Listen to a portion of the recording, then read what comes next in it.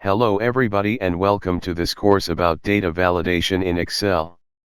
This is not a beginner's course as I do not cover Microsoft Excel's basics, and we will later be discussing some advanced topics like VBA and Power Queries in their relation to data validation, so if you've never worked with Excel before, this course is not for you.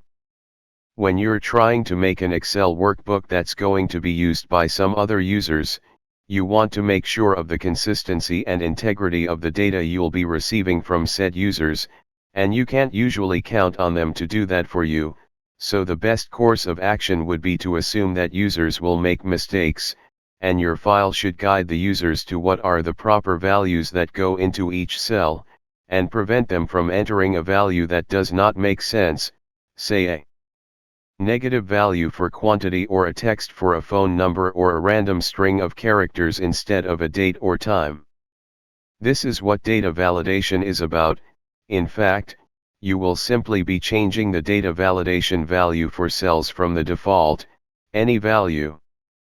A cell with default data validation type of any value will accept anything as a value, be it a text, a number, a date, or anything in between.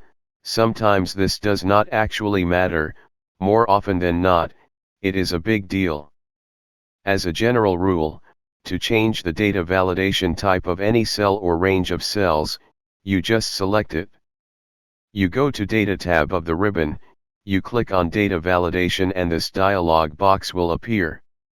There are 8 types of data validation under Allow, the first being the default any value.